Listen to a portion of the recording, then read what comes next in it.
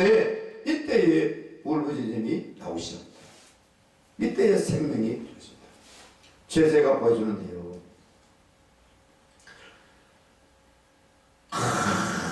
댐 같은 댐에 폐수가 가득 찼어요.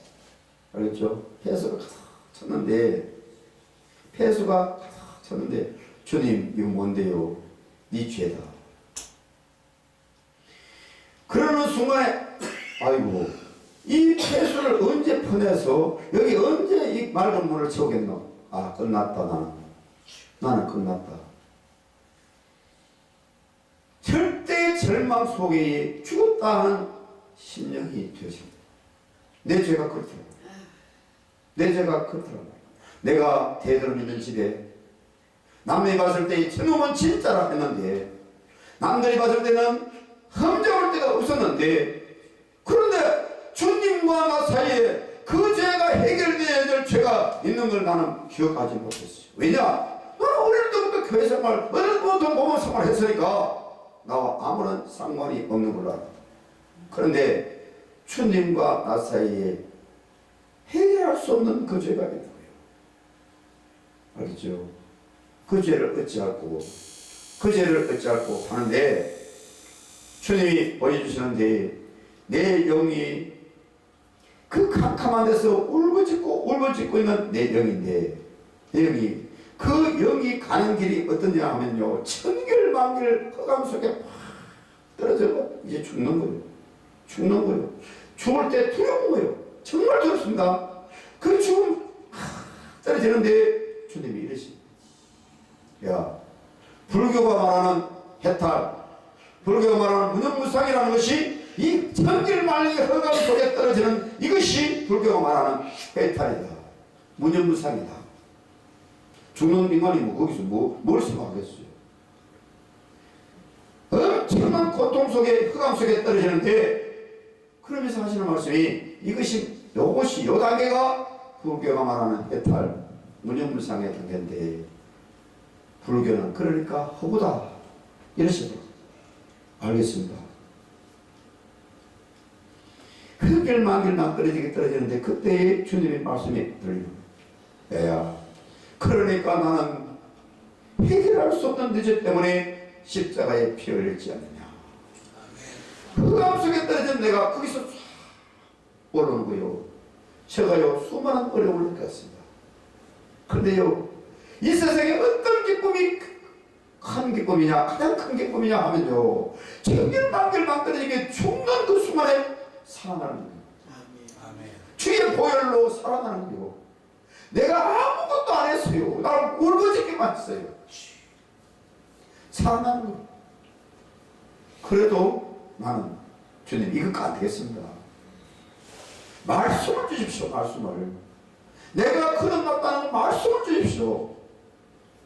이사야 44장, 빽빽한 구름이 사라졌시 자욱한 안개가 사라졌시 내가 너의 죄를 통하였다. 할렐루야. 말씀을 딱 받을 때 이제 내가 살았습니다. 그때부터 나는 지금까지 30년이 넘는 세월인데, 예수의 보혈이 날 살렸기 때문에 예수의 보혈만 생각하면 눈물이 나. 참 감사합니다. 이러는지 나를 위하여 보혈을 흘렸어. 안동댐과 같이 큰 댐에 폐수가 가득 찬 그런 죄를 단번에 씻어준다. 거듭난 나에게 의의 옷이 비치더라 이 말. 너무너무 예수의 보혈이 귀한 거예요. 예수의 보혈만 생각하면 눈물이 나요. 나 같은 죄인을, 내가 같은 해결할 수 없는 죄를 해결해서 천국 보내주니까 천국이 너무너무 좋은 거예요. 내가 힘들 때마다 부르는 찬송이 천국 찬송이었어. 그래서 보혈 참 감사하지. 천국, 나 같은 죽어야 할 죄인을 구원해서 천국을 주신다는데, 천국 말만 들어도 너무너무 감사해서 눈물이 나. 아멘. 그러면 내가 어떻게 살아질까? 주여, 우리 할아버지가 예수 믿자마자, 물론 등대보도 살아계셨는데, 그때 믿자마자, 그럼 나 천국 가 물어봐야 되겠는데, 왜 그런지 모르겠어요. 하겠어요? 1905년도에 우리 할아버지가 예수를 믿기 시작하자마자 바로 교회를 세웠어요. 우리 아버지가 1910년이신데 유아세례를 받았어요. 그리고 고향 교회가 오래된 교회입니다. 자, 그런 대대로 믿은 집이 제가 방을 하든지 할아버지 산소에 가면 꼭 기도하는 제목이 있었어요. 뭐냐? 주님, 제가요 우리 할아버지 믿음의 유산을 전하게 해주십시오. 왜 그런지 몰랐어요. 나는 왜 그런지 모르겠어요. 그때 할아버지는 부자고 선비고, 그런데 어떻게 예수 믿자마자 교회를 쓰는지 모르겠어요. 그런데 어쨌든 그 믿음을 내가 전수하게 해달라고, 내 그 믿음을 유산을 내가 전하게 해달라고 무덤에 하여튼 방황할 때든지 하면 가서 기도를 드렸어요. 그래서 제가 주님, 귀한 모혈을 말씀했는데 나 같은 죄인을 용서해서 천국 시민이 되는데 주여 나에게 어떻게 삶을 살까? 주님, 나에게 은사를 주셔서 순교의 은사를 주십시오. 이렇게 기도를 드렸어요. 그래서 지금까지도 30년이 넘는 세월인데요, 예수의 보혈만 하면은 눈물이 나요. 천국만 해도 눈물이 나요. 순교의 말만 들어도 나는 눈물이 나요. 이것이 어디 있냐면 부러지질 때 주더라 이 말이에요. 부러지질 때 거듭남을 맛보는 거. 이것을 왜 교회가 잃어버렸냐 말이에요. 이것을 왜 교회가 안 하느냐 말이에요. 뭐 때문에 그랬냐? 모양만 있으면 되는 거거든요. 제가 그랬어요. 이것을 깨닫고 너무너무 감사한 건 뭐냐면, 나는 그대로 돈 벌고 살았으면요 반드시 집사 되고 장로 됐겠지요. 됐으면 목사님 마음 심히 아프게 하다가 지옥 갔겠죠. 왜냐? 그동안도 안 했는데 뭘. 내 생각대로 살았을 거를. 그 지옥 가는 뻔하지. 예. 그러면 내 마음대로 사니까 목사님 걸림돌이 되는 건 당연하지. 그 사람이 차라리 들쑥날쑥 빠지는 사람부터는 덜하지. 꼬박 나오지, 헌금하지, 봉사하지. 그러면서 목사님 앞에 말해봐요. 인간적으로 틀리는 말 하는 사람 아무도 없습니다. 목사님한테 대드는 사람은 인간들의 100명 모아놓고 말했을 때에 틀리는 말 하는 사람 없습니다. 인간적으로 생각하면 다 맞는 소리입니다. 그러나 그 말이 성령이 아니다 말이요. 그러니까 처음부터 출발하는 것부터 잘못된 거예요. 그러면 그 사람은 가는 건 뭐예요? 지옥 가는 거예요. 지옥 가는 줄 모르고 그 짓을 하는 거예요. 그것이 너무너무 제가 안타까워서, 어떻게 하면 내 같은 사람을 구원시킬고, 어떻게 하면 저 사람을 울부짖게 하고, 어떻게 하면 저 사람을 물을 두드리게 만들고,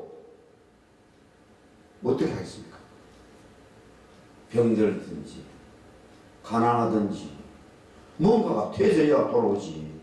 믿을 만한 것이 있는데 누가 돌아오겠는가? 그런데 당신 돈 때문에 안 되겠어요? 돈 쳐야 되겠어요? 누가 가겠어요? 누가 가겠습니까? 이 교회가 돈이 아니고 하나님이다. 하나님과 재물과 교만을 섬기지 못한다는데, 돈의 미래 앞에서 힘을 잃는 교회가 뭐 어떻게 해서 부르짖게 한단 말이에요. 돈보다도 하나님이 힘이 없는 상황이 되어 있는데 뭐를 부르짖게 한단 말이에요. 나는 안 부르짖어도 돈이 많아, 돈만 많으면 잘 살아가 하고 있는데 뭐 부르짖을 일이 뭐 있냔 말이에요. 왜냐? 한번 보십시오.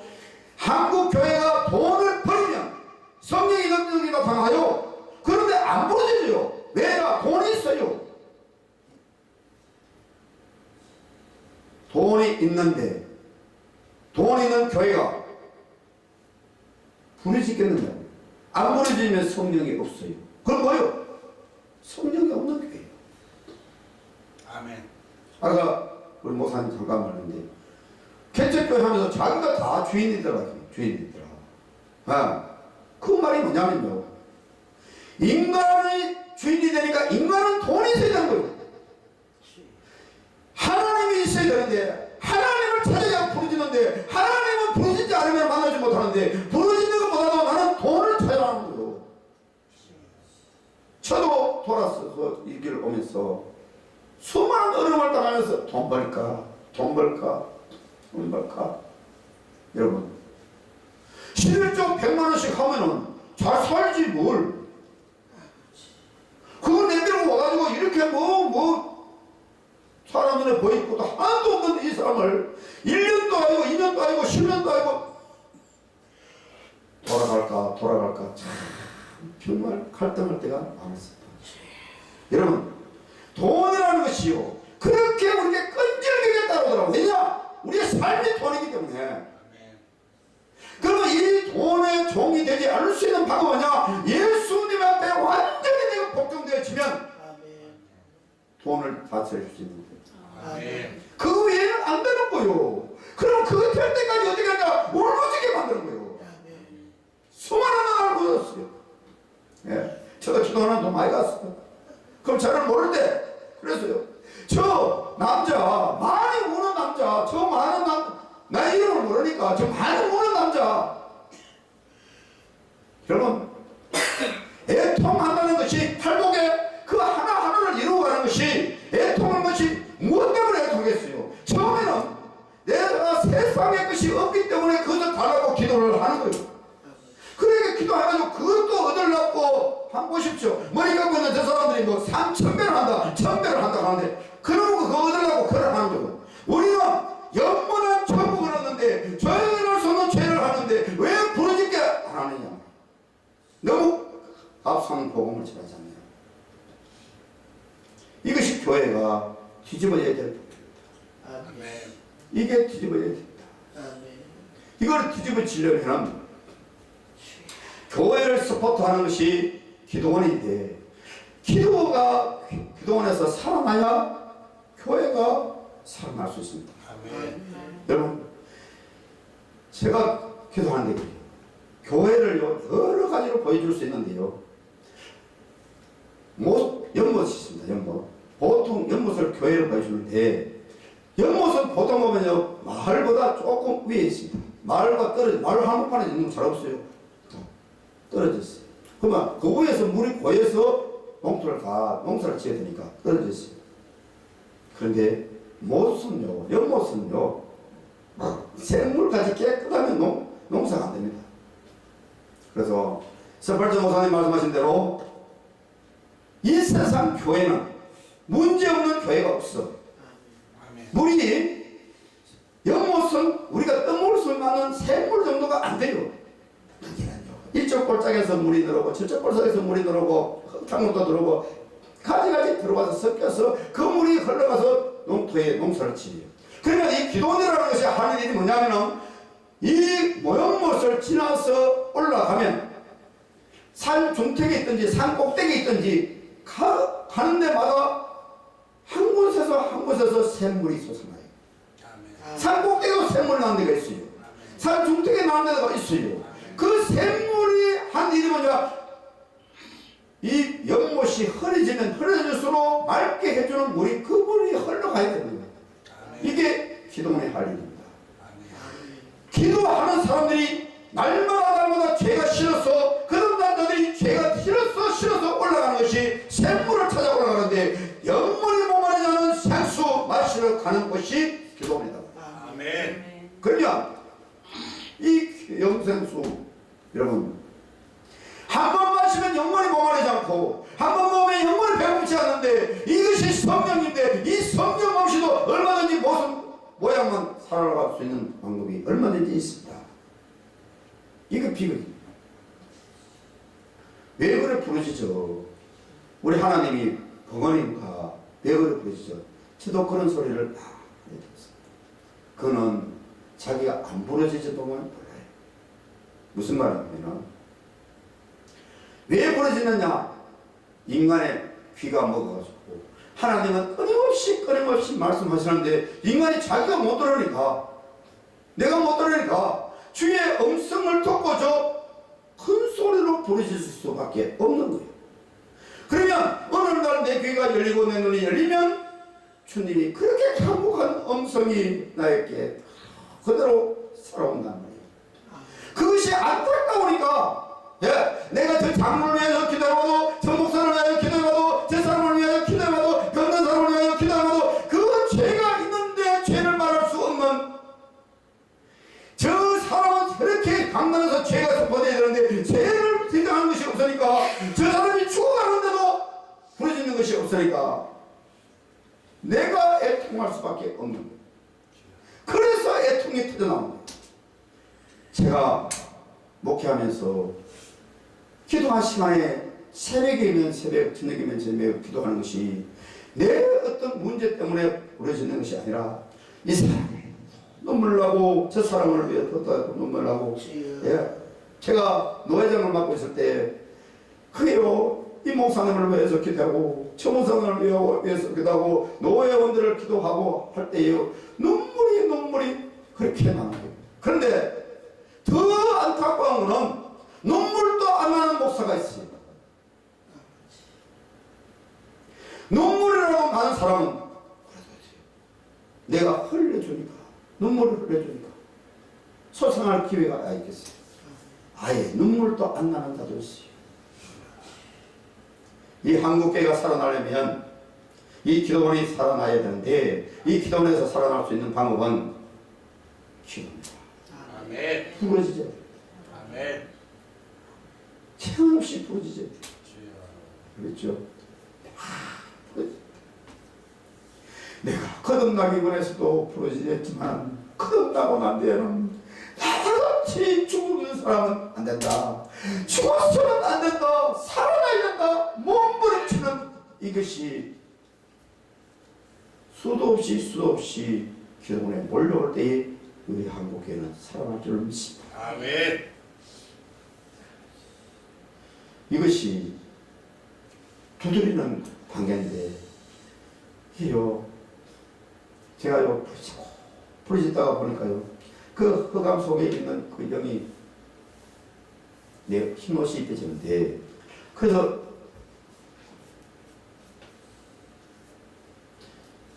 사람이요 이제 서가 있는데요 여러분 우리가요 모사님들 기도해 보시고 사람이요 죽는 날이 정해져 있어요.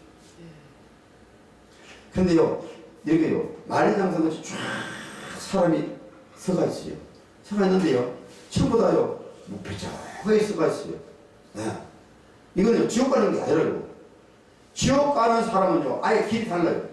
그런데 예수님을 입술로 고백하고 들어왔어요. 근데 무표정하게 서가 있어요. 서가 있는데요 여기에 예를 들어 여기까지 딱 왔는데 어떤 분이 여기 한 분이 앉아 계시는데 여기 딱 오니까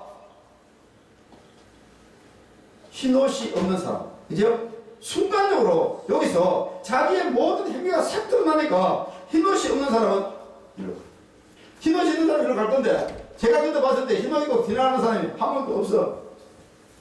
표기 있으면 좀 주세요. 그래 일로 가는데 일로 가니까 여기가 셀 수 없는 무리가 있더라고요. 거기서는요 답답하고 땅을 치면서 막 울고 있더라고요. 그렇지 거기에 제가 있는데 제 모습을 보니까 말기암 환자같이 알겠죠? 말기암 환자같이 갈비뼈가 앙상하게 드러난 이런 모습으로 내가 죽기 직전에 있는 모습같이 그렇게 돼. 그런데 내 옷을 입혀져서 이렇게 이쪽에 내려오는데 여기 앉아있는 그분이 이런 내가 그 앞에 무릎을 꿇고 앉으니까 이래 수고했다 이래 수고했다 이러더라고요. 그래서 고맙습니다. 수고했다 그러니까 내 마음에 수고는 최고 시간 지는데 그런데 이제 여기부터 가는 거고요. 앉는 분 이래 일로 가거라 일로 가거라 글로 딱 방향을 푸는데 저쪽에서 예수님이요 아랑드럼으로 뛰어와요. 여기 세계 들어가면요 참 희한해요. 예수님이 그걸 금방 알아요. 그게 희한해요. 예수님을 금방 알아요. 그래서 가는데 예수님을 만나는데 예수님을 보려니까 너무너무 부끄러운 거예요. 정말 너무너무 부끄러운 거예요. 흰 옷이 입혀져서 뭐요 눈물 흘리고 감사하고 감격하고 좋은데 주님을 만나니까 너무너무 부끄러운 거예요. 그래서 주님을 갑자기 무릎을 꿇고 벌써 엎드리니까 나를 일러주면서 가슴에 안는데 예수님이 부활체니까 저보다 훨씬 커요. 좀 몰라 저도 적기도 하겠지만 예수님이 훨씬 커요. 가슴에 안아요. 아멘. 안으면서 등을 두드리면서 하시는 말씀이 수고했다 이러시더라고요. 그래 내 마음에 수고는요 고생만 죄만 지었는데 이렇게 가는데 저를 들고 있는데 가는데 예수님이 가는데 거기에는요 흰 옷 입은 우리가 종려가지를 들고 찬양함이 있어요. 주여. 우리가 알지 못하는 흰 옷 입은 자들이 있어요. 그분들은 다 울부짖은 사람이에요. 부르짖은 사람. 아멘. 그 과정을 거쳐서 거듭난 자들, 자기 죄를 해결한 사람들.